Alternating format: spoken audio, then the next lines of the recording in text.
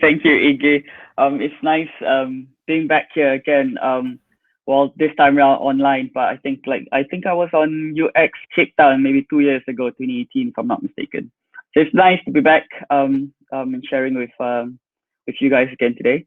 Um, as Iggy mentioned, I am Zeke. I'm a designer.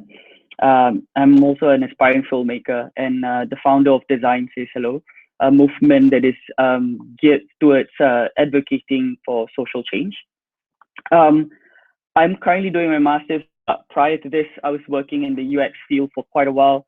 I've worked both in the London office and Singapore office. I am from Singapore, and I'm currently actually in Singapore.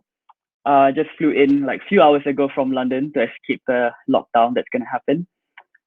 So it's nice to be here. It's nice to be back in Singapore, and it's nice to be sharing a little bit more about what I've been up to in the past couple of years, researching on design ethics. So today, this whole session is going to be me making a case for ethics in design.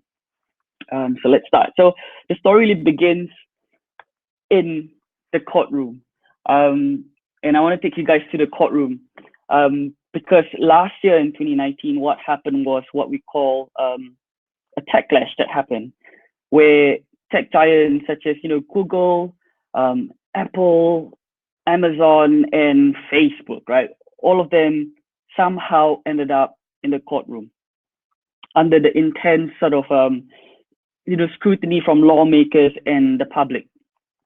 So I think this is a sign.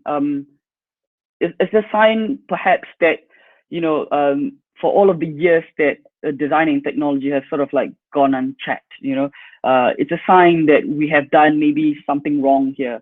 It's also a sign that things are happening at a much larger scale that has impact society on not only on like a national level but on a global scale, right? The impact is so profound that it needs to be addressed. So from a user standpoint, right, from all of this, I guess I'm going to use the word unethical decisions for now, but from all of these decisions and for all of these things that all of this big tech firm has done, the users are at the receiving end of those decisions, right? So, our privacy is being violated. We've been scammed online, in the talk about like dark UX and all of these things, violating human rights, designing for addiction, mental health, and even at some point loss of lives, right? So the users are at the receiving. We as users as well are at the receiving end of these things that we see today. Now, that's from a user standpoint, right? Some of the things that users are impacted by, but from a business standpoint as well, right? So from a business standpoint, there's also negative ramifications, or in simpler terms, financially you are affected as well if you make unethical decisions as a business, right? So there's a study that showed that any kind of unethical related news, be it good or bad, has the potential to influence the company's share prices from, I think, 0.3% and 5%. 0.5% and 3%. And that's quite a lot, actually. And apart from it influencing share prices, as I showed in the previous slides, businesses and organizations are right now facing hefty fines. So your business are also on that receiving end of unethical decisions. So not only does your users are facing the negative things, your business as well from all of these decisions that you make. So the rising cases of all of these alleged crimes committed in the tech and design industry are pretty alarming, you see. The industry is facing what we call an ethical crisis, or as Cennydd Bowles, who is the author of Future Ethics, I highly recommend his book if any one of you guys are interested in ethics and design, says that an ethical awakening is long overdue. And Bowles was also quick to point out that paying attention to like deeper questions of impact and justice is also a sign of the industry maturing, because it is at this level It's at the level of mastery that actually ethical problems of craft appear, as echoed by sociologist Richard Sennett. So when we start to look as an industry inwards and we start to think about things more like from a reflective standpoint of our decisions, then we are sort of like mastering or honing our craft. And you can see this happening. An example would be like if you look at the health industry or healthcare industry, I mean, and how like doctors have the Hippocratic oath and all of these things when you are accountable to sort of the things that you do are sort of like a way of how you should behave as an industry, right? So I think design is heading towards that way because now we are facing a lot of ethical dilemmas. Now, all of these things, but I've not even talked about what the heck is ethics, and probably a lot of you guys are wondering as well. I mean, I'm a designer. I don't consider myself an ethicist, but I'm gonna try. Okay, I'm gonna try to share what I've learned about ethics in a simpler form, I guess. So, ethics 101. Here we go. So,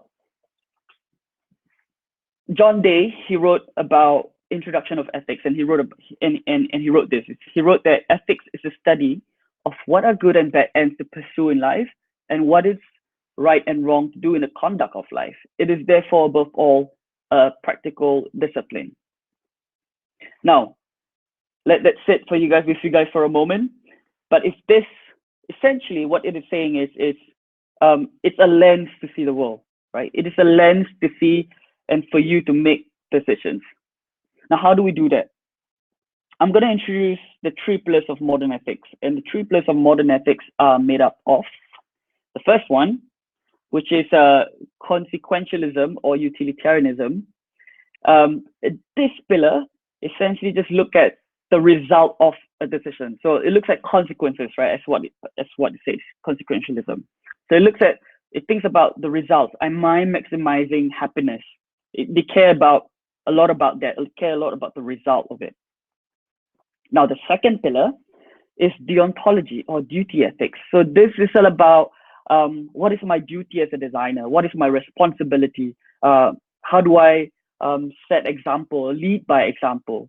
And this looks at best practices. The third pillar is virtue ethics. And for me, virtue ethics is all about alignment. So alignment means it looks at about, does this align with my values as a human being? Does this align with the values of my company or my business and my organization? So these are on a very high level, the 3 pillars of modern ethics. And I'm going to propose ethics as a design framework, because the thing about ethics is it always lives within philosophy, right? And as from a design standpoint, like, how do I bring this in? How do I even use it? How do I contextualize ethics into design? So I'm going to try to share with you guys some of the design frameworks or ethical design frameworks that I've learned, okay? So the first one is very simple. The first one is the 4 ethical tests, again, by Cennydd Bowles. As you can see, he pulled out 4 questions based off the 3 pillars of modern ethics, right? So the first 2 is around deontology. So deontology, again, is duty ethics, right? So what if everyone did what I'm about to do? And am I treating people as ends or means? And then consequentialism or utilitarianism, as I mentioned earlier, is about maximizing happiness for the greatest number, right? And then the last one about values. Would I be happy for this to be a front page story? So these are 4 ethical tests that you can use within your within your design process, right? You just at any point, be it a product or anything that you're about to design, you can ask yourself these 4 questions just to make sure that just to make sure that you are more or less I would say ethical, but at least you're not, what am I saying? So that you're not you're making sure that it's sort of like a checklist, right? Like you're making sure, okay, I'm abiding by some kind of framework that helps me think in a more ethical way. Now, so we have the 3 pillars of modern ethics I shared earlier. I'm going to throw another one into the mix, and this one is called capabilities, and it's actually was introduced by Morten Ren Hendriksen, and he talks about the three pillars of modern ethics in a very interesting way, and he talks about it in a four corners approach. So it's very similar to the four ethical.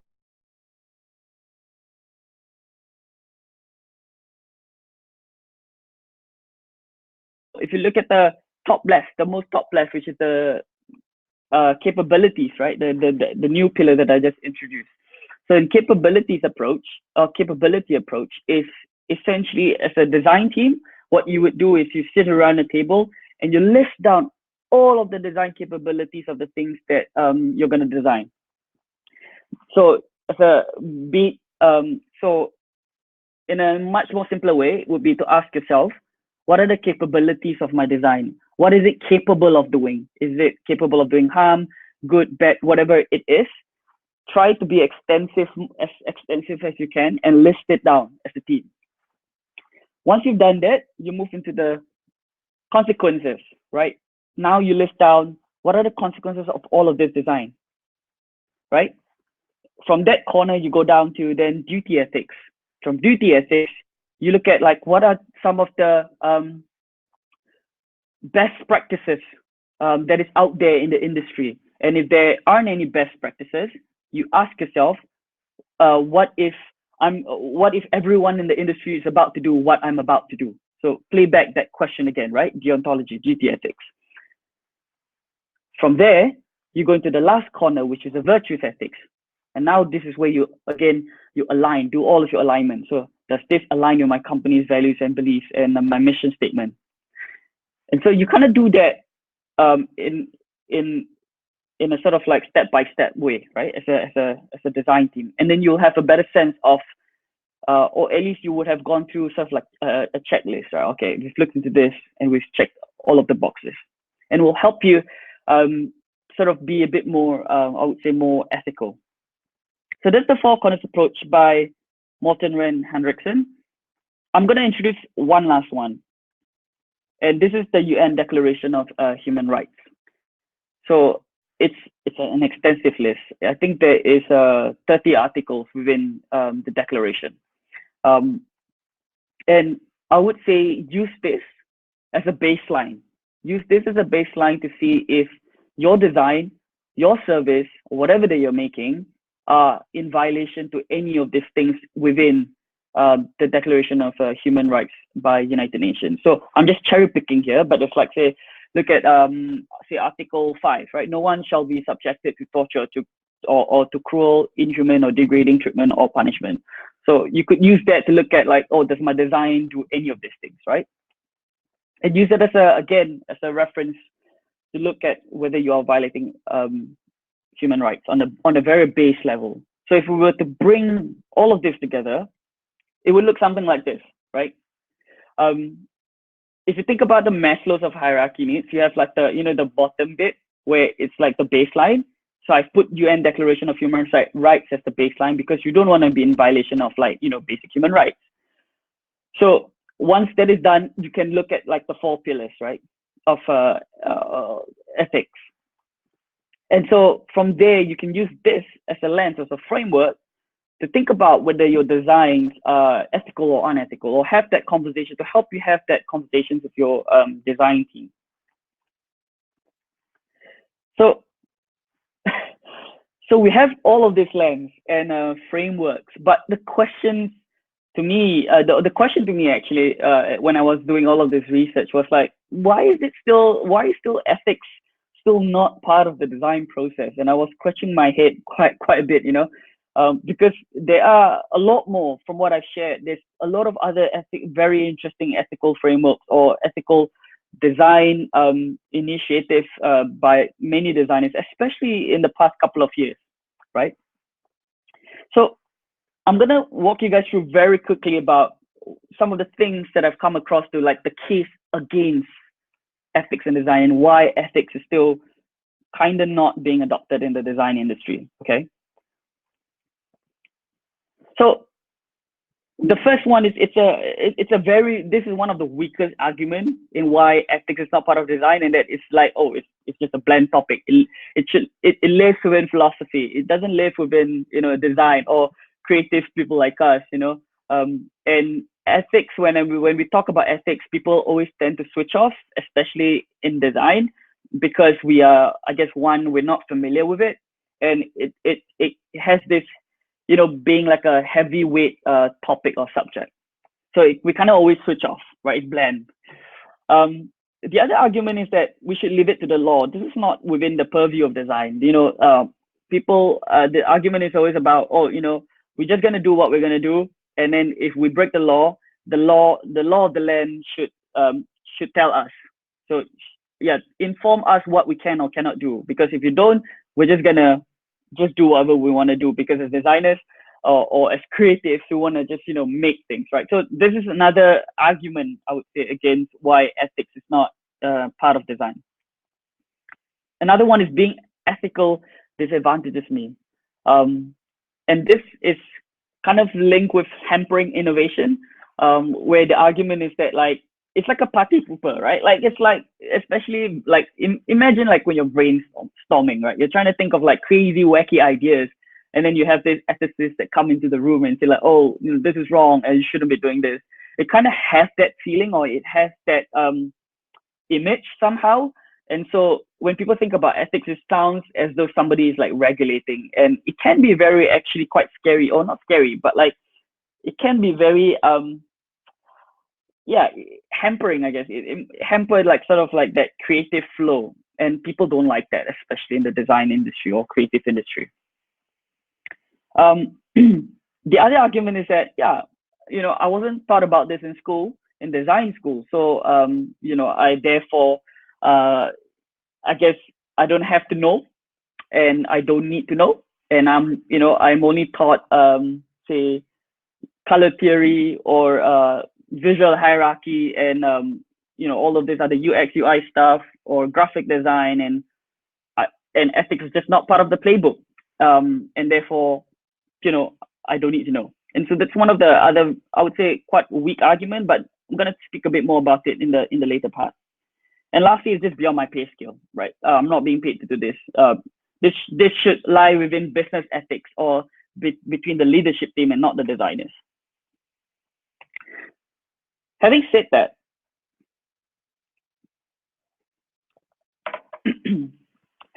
there's also a strong case for ethics in design. And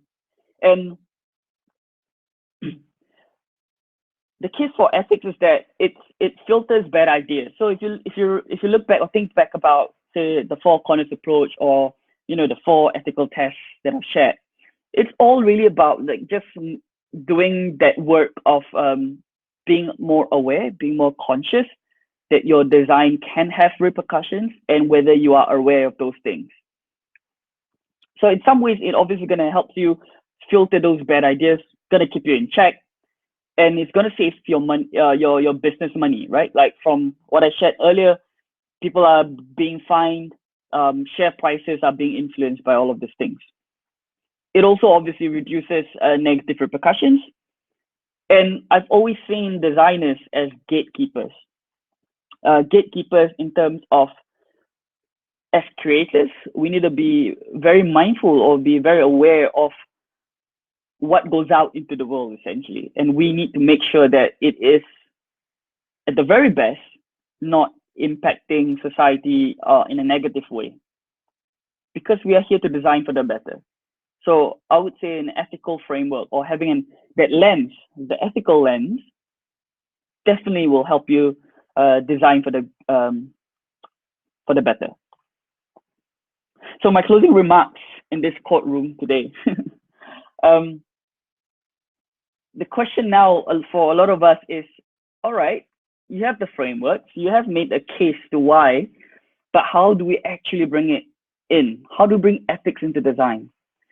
Borrowed from the practice of organization development, or OD for short, suggests that for any kind of sustainable change, it requires a minimum of 3 levels of interventions. So the first level is on an individual level. You need to be an ethical leader, right?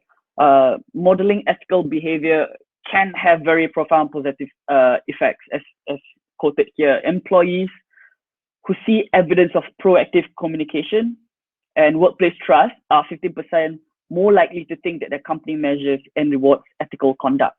So on a baseline, for us to bring in ethics into design, it actually starts with the individual. Like, as cliche as it is, change begins with me. Now, on the second level, on a group level, we need to set higher standards. So when I talk about group level, I'm talking about the tech and design industry, the industry itself. Mike Monteiro, he wrote this book, the author of Ruined by Design. It's another book that I recommend for you guys to read if you guys are interested. He blames design education for this and proclaims that the design education is inherently broken. He argues that ethics is a skill that needs to be taught and nurtured alongside the ability to have difficult conversations with the C-suite. Because now what we see as designers is that a lot of designers are now standing in front of the boardroom, right? Speaking to C-suites, speaking to the leadership team. And this is one of those skills that we need to have moving forward so that we can have this kind of framework or have this kind of confidence to talk about or to question unethical decisions that is being made on that kind of level, on like leadership level. So if designers, we have that skills, then we can have that conversation a lot better with the leadership team. So that's on a group level, right? The design education need to change. Then on a systems level, we need to align policies. So this is I'm talking about on a country and like government level, right? And for me, the journey for ethics and design is very similar to the journey that sustainability actually went through. So the journey of sustainability, also started off from the ground. People were petitioning, people were rioting, people were protesting about unsustainable ways that a lot of companies were doing and how it was causing harm to the world. But that wasn't enough to move the needle, right? Like, it is important, but it's still not enough. It's only till the intervention of governments from the top down, sort of like passing bills and legislation about around sustainability. Like, you get fined if you exceed like certain kind of carbon footprint, and that's when sort of like businesses then had to actually change their business model, right? The entire supply chain had to change, and only then we start to see the adoption of sustainable practices. So in a very similar way, that is how I predict, or how I see in the coming years, that ethics is going to be adopted in the design practice and design world, the same way that sustainability maybe in the past decade was adopted. Because sustainability wasn't part of the design process from the get-go. It was only in the past decade when we start to see all of this impact around the world with globalization. What do you call it? Climate change. So all of these things happened, needle was moved, and sustainability was adopted. So I'm going to leave you guys with this quote. So is by Mike Monteiro. So nothing should be making it through the gate without our labor and our counsel. We are responsible for the effects of our work. Once it makes it out into the world, what passes through that gate carries our seal of approval. It carries our name, and we are the defense against monsters. So as designers, we need to be aware. We need to be mindful of what we put out into the world. And with that, I rest my case. Thank you.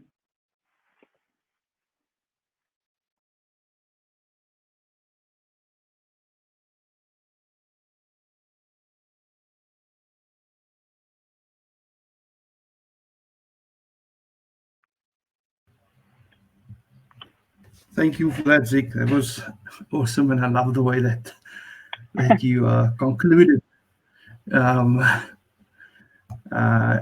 So we have a few questions. And also what I would suggest is maybe after the talk, just reviewing some of the comments.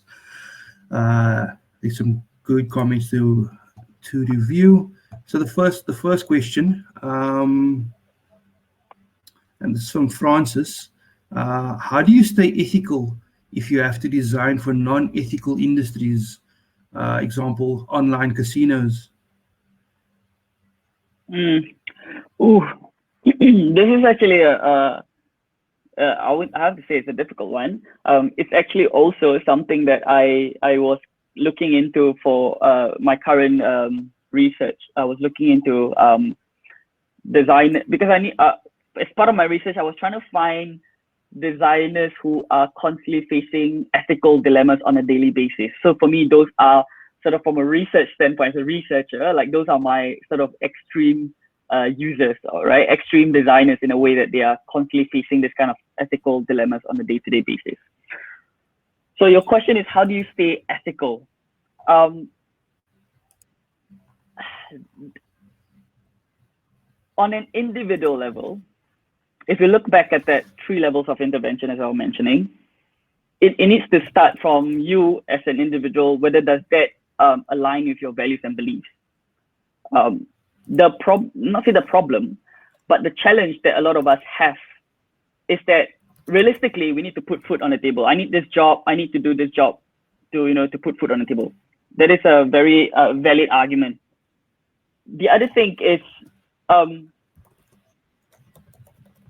the other argument that a lot of people have that I've spoken to is that, like, I just don't know how to fight back. I don't know how to not say fight back. I don't know how to have this conversation with my bosses or with my line manager about, like, hey, this is doesn't align with my values. This is unethical. Like, they don't know how to make that case for being unethical. So when they don't have that framework or they don't have the language, it becomes a lot difficult to have that conversation. So I guess it works on levels. So on the first level is like, before even you get the job, like if you're gonna be joining a company that say design gambling apps, right? Like before even applying for the job, I think the questions about is it ethical or unethical should have started playing in your head, right? You should have, there should have been some kind of level of reflection and maybe even like that framework, what are the consequences of this? What if I take this job? If that was already something that you've already been running through your head, then it would help you perhaps to make a decision. Again, I think that the thing about ethics is that a lot of people think it's a binary thing, like it's a right or wrong, but I feel that it's always actually lives in a spectrum, and it's also a lot about a lot to do with context, a lot to do with your own context, your own situation as well. So that needs to come into play. I'm not sure if I've answered this question well enough, but that is just some of my thinking around this thing. It's a very difficult question, though, but it's a very good question.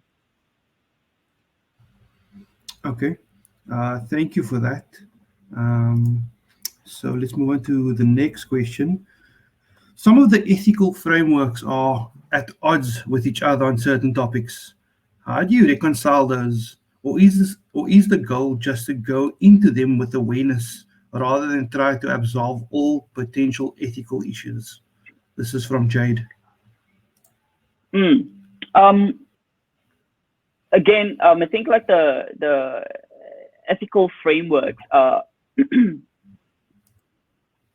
you can use that as a way.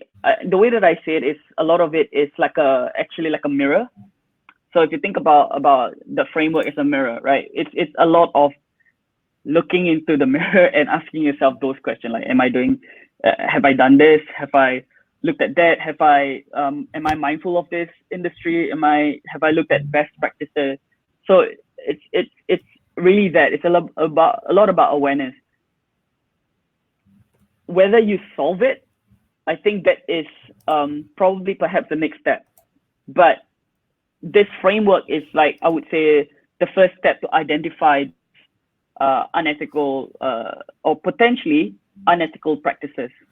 So and then you can maybe solve it as a team. And the thing about, again, I was saying earlier about how ethics is very contextual, because what can be ethical in this group of community might be considered unethical to that group of community. So that's why like the first step is to do that introspective work, to look into the mirror and then look around you and like, what is the context of this design? Like, where is it going to live? And then make sure that it's all aligned and you're not violating any, or making any kind of unethical decisions, I guess. Hope that answered the question. Thank you. Thank you for that, Ziqq. Next question. Sure.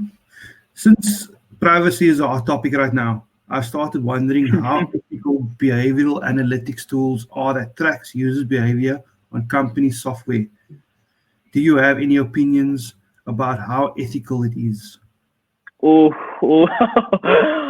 I do agree. It's a hot topic right now. And I may not be the best person to be answering this question. So let me see. It's what I started wondering how ethical behavioral analytical tools that track users' behavior on company software different. I mean, I think again, if we just look back at the frameworks, or even looking at the UN Declaration of Human Rights, right? Just once you start to look at those things and reflect, or sort of like weighing it out, you will have a sense of whether you are leaning more towards the ethical side or whether you're leaning more towards the unethical side. From there, you'll have a sense, and from there, I would say you will have a give you an idea of how you should move forward with it. But I'm really sorry, but like I don't think I have a great answer for this. I'm not very familiar around this topic per se. But any kind of design, baseline, just make sure that you're not violating human rights, any human rights. On top of that, do your due diligence of going through what are the consequences, what is my duty, and whether this aligns with my values. Like that's like, I would say, if you have that lens, whether is it about the topic on privacy, or like whether it's the topic on sustainability or whatever it is, I think with that ethical lens, it might help you have an idea of how ethical something is.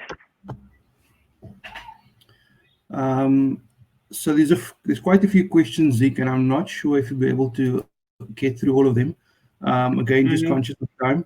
But like with Kari, would it be okay if I email you all of the questions with the email addresses of the people that's asking the questions, and if you could respond to those, would that be okay? Yes. I will try my very best. Very best, for sure. So let's maybe just answer one more, and then we can conclude. Yeah. So the next one is, how would you suggest introduce ethics to your organization and monitor it?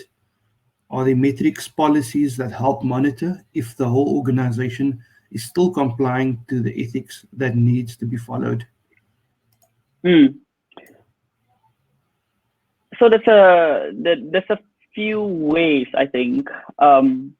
So on a say, if you're running your own designs, if you're in-house design studio within a large corporation or organization, some of the ways that I've seen, that I've read, of how people bring in ethics or introducing ethics is literally they have an ethical manifesto, and you can Google this ethical manifesto by, I think, Laura Kalbeck and Arol Balkan.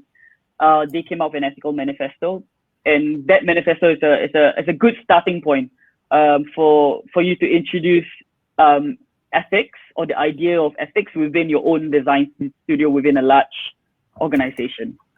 Now, as I mentioned earlier, like for ethics to be adopted sustainably, be it in your organization or in the industry or on a national level, like it needs to happen at 3 levels, right? Individual, group, and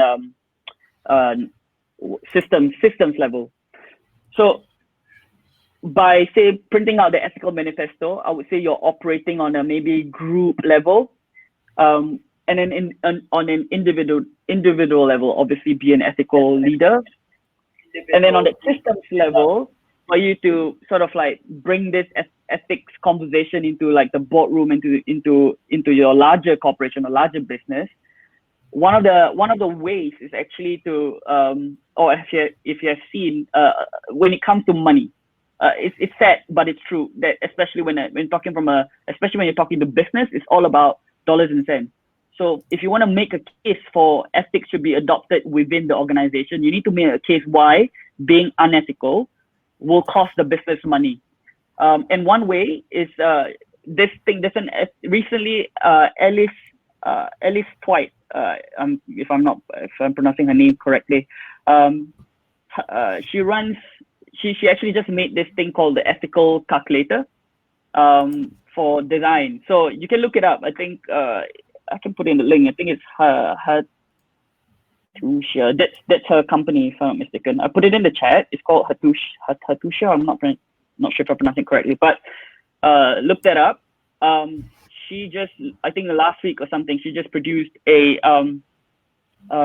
ethical calculator where you are able to actually have numbers and how literally being unethical will cost your business money. So that could be another way for you to present or make a case to your leadership team, like, hey, we need to be more ethical because it's gonna cost us money. Ziqq, thank you so much for the talk, for the answers, for the knowledge.